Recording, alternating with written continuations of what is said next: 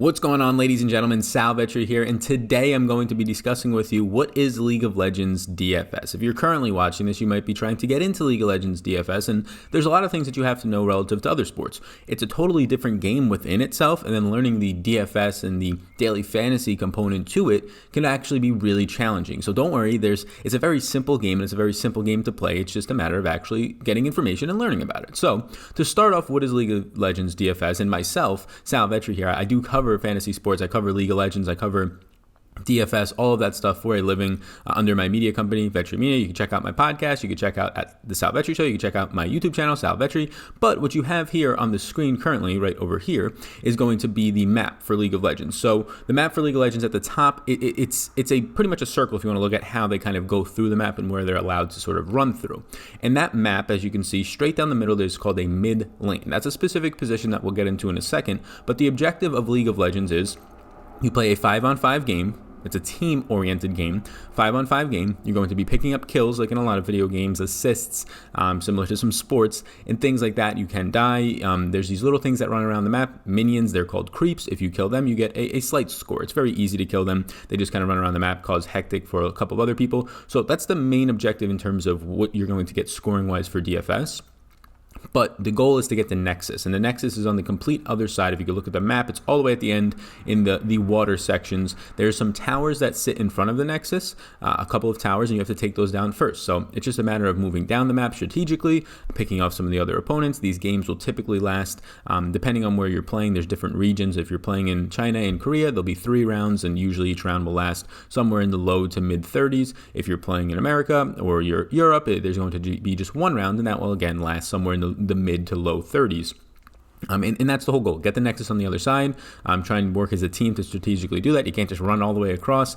There's some checkpoints that you have to hit before in terms of getting some other towers. In the middle of the map, there's a jungle. And in the middle of the map, there's a position. And we'll get into each position in a second. And each of these positions, one of them is called the jungler. Just runs around the jungles. Is the only player allowed to go into those jungles and kind of hops around the map. But as you're going to the jungles, you're going to see just sort of in the middle, this trench of water. And in the water, you're going to see barons, which are sort of like these swamp monsters. It sounds kind of ridiculous, but it's true. And then there's going to be dragons in there. And you can get some team scoring by picking up the dragons, pick up some objectives. Your players can level up within the match. There's a lot of other just nuances to it that don't really affect DFS all that much, but that's the main way that you can score in a lot of DFS formats, team objective type stuff, individual kills, assists. If you die, you lose a point in a lot of formats, and then also creep score as well. Some formats will also reward you for a victory.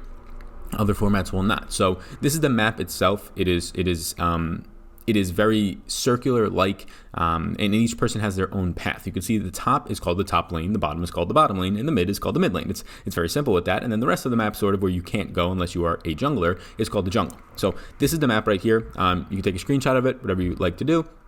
These are the positions. Now this will make it a little bit easier to kind of understand. It's a map, again, a very dumbed down version of a map, and then you also have the positions here. So in blue on the top, that is the top laner. He goes in the top lane. Now a top laner is not going to have a lot of damage. They're usually not going to come up with a lot of kills. They kind of just do some things that help the entire team objective-wise. They pick up assists here and there. They pick up kills in here and there as well, but they're not the dominant player on their team. In J, you have the jungler, the person who's the only one allowed jumping in the jungle. They're very inconsistent when it comes to fantasy scoring because they kind of hop around the map. Now they're going to help you. They're going to be picking up a lot of kills. They usually create a lot of damage. These are statistics that you can find online in different areas. I have a database. I offer that as well. But then they also can jump around, pick up assists, kills. They will help in that department as a overall team. They're a very powerful player, but when it comes to DFS, they can hit some really high upside, but they don't really often get there consistently. In the middle, you have the mid laner. And the mid laner is going to be picking up a lot of points, probably the second most points most of the time. Typically the most points if his team or her team was to lose. Mid laner goes down the middle of the map.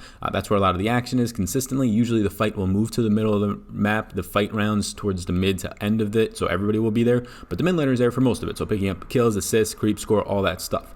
On the bottom, you have the bottom lane, and 2 players go on the bottom lane. The A stands for AD carry, ADC, and the S stands for support. And now the reason that 2 players are going to go here on the bottom together is the AD carry does not have a lot of health. The support, like the name indicates, will support the AD carry there. So the support player does not really do a lot of damage. The AD carry is probably the player that does the most damage on the entire team. That is really right ahead of the mid laner as the most dominant player when it comes to picking up kills and assists on the team, but does not have a lot of health. The AD carry usually attacks from afar, right? Shoots from afar, almost like an archer with a crossbow, but somebody's there, the support player, to protect them. So your support player is going to be specializing in picking up a ton of assists. killing a lot of creep scores, and then really not much kills after that. The AD carry on the opposite end is going to picking up a ton of kills and assists.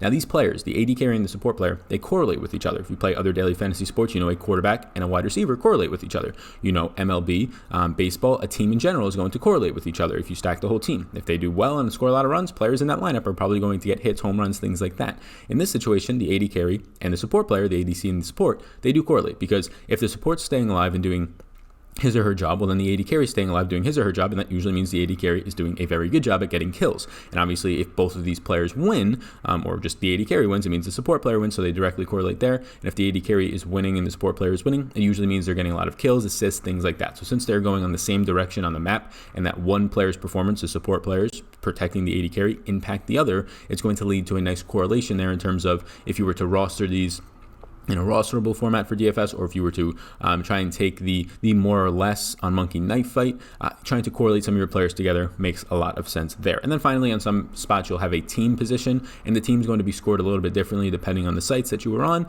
And what the team position does is just gets points per objectives, gets points for the wins, things of that nature. I will classically call out that depending on where you're playing League of Legends DFS, it is a very projectable sport. I do offer projections myself. You can project these players. There are Vegas odds that are very important to be tracking. They move a ton throughout the day, so be sure to be watching those. But you want to pick teams that are winning. So if you were to be choosing some more or less options and DFS options in the on Monkey Knife Fight, you want to be checking and seeing like, okay, I picked one player from team A, I think they're going to win. I'm just going to be taking a lot of the mores from team A, because if a team wins, they're usually going to see the top end of their kills, assists, their overall fantasy points. But if they lose, it's going to be the complete opposite, because kills directly correlate with winning, things of that nature. You have to kill players to actually have an advantage to get to the other side of the map, so it's going to be directly correlated with the players on that team. There's going to be huge splits, that means, between if a team wins and team loses. So Vegas odds are going to be your friends here when trying to choose between the more or less on Monkey Knife Fight, when trying to build lineups on some of these other DFS sites as well. So finally now, that is the positions, that is the map, that is how it all kind of plays out. The objective is to take down the Nexus. Before you do that, you have to take down the towers. Before you do that, you have to get into some fights and generate kills, and that's where a lot of fantasy scoring comes from. You see Monkey Knife Fight over my shoulder right now, the options in the contest that you can see here. And just to start it off, this is a random contest that when I'm doing this is going to be starting the next day. You have here, just if you choose 2 out of 2 right, you're going to get 2.5x your buy-in. But what you want to see in this contest is more or less kills, 5.5 and 3.5. Well, what I would do here is, and I have a database, look at the kills for when a player's team wins and loses. What is the average there? You have to look at the splits there, because when they win and lose, it's going to be completely different. They're probably going to have a lot more kills when their team wins. It won't be true for some players, or for the majority it will be.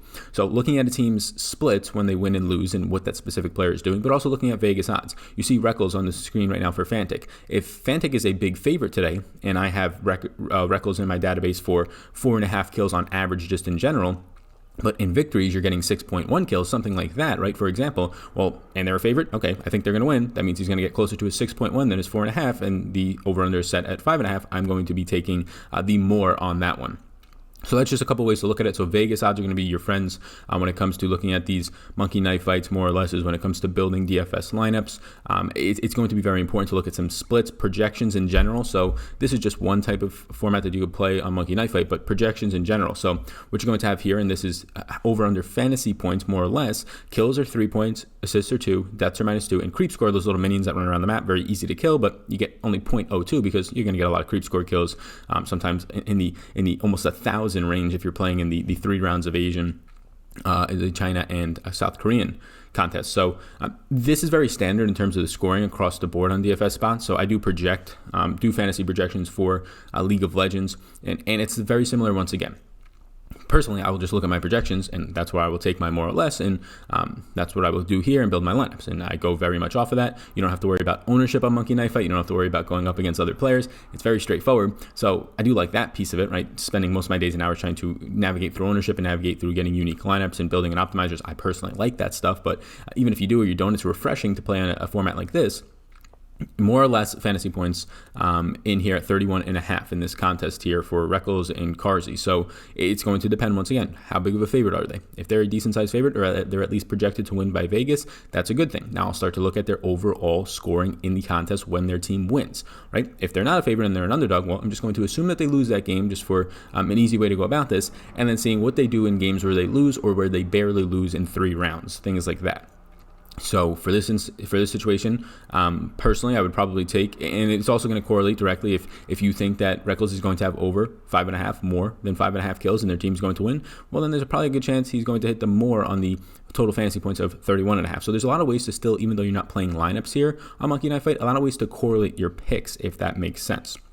So this is just a breakdown on what League of Legends is. It is a 5-on-5 computer game, CP game that is just team-oriented, team-based, with the objective of taking down the Nexus. Before you do that, you have to take down some towers. Before you do that, you have to be sure to pick up some kills and actually move down the map past your opponent. We talked about each of the positions, and if I pull up the positions once again here, you have your top laner up top, does not do a lot of damage, just picks up a couple of peripherals here and there. Your jungler, that does a lot of damage, but pretty inconsistently. Your mid laner, consistently just being in a lot of fights in the middle of the map, makes a lot of sense. Your AD support and your support player, or your AD carry, and your support player going on the right side of the map, the bottom lane. AD carry is going to pick up a ton of kills and assists. Your support player is going to be picking up a ton of assists while also protecting that AD carry.